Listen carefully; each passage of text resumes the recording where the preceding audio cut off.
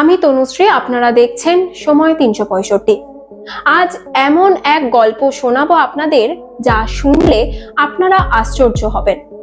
আচ্ছা, আপনাদের কি জানা আছে চাঁদের বয়স কত? জানা নেই তো? তাহলে চলুন আজ কিছু তথ্য তুলে ধরি আপনাদের সামনে।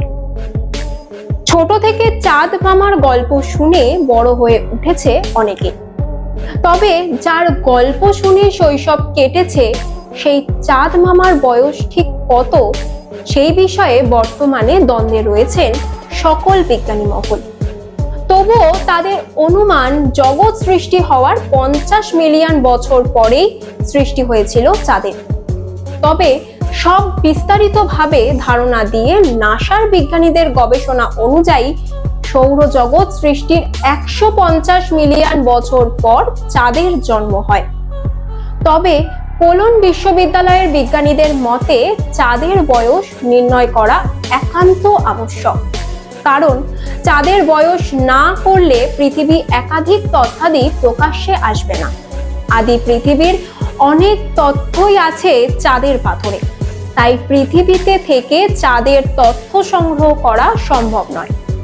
কারণ বায়ুমণ্ডল, সূর্যের রশ্মি এবং পৃথিবীর অভ্যন্তরে সক্রিয়তার কারণে এতদিনে অনেক পরিবর্তন হয়েছে, যেখানে চাঁদ পৃথিবীর তুলনায় অনেকটাই কম পরিবর্তনশীল।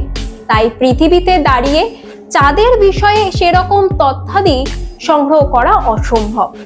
চাঁদের বিষয়ে জানতে চাঁদের ভূমি থেকেই তার নমুনা সংগ্রহ করতে হবে, যে কারণে আজও সেই তথ্যাদি সংগ্রহের কাজ চালিয়ে যাচ্ছেন সকল বিশেষজ্ঞরা।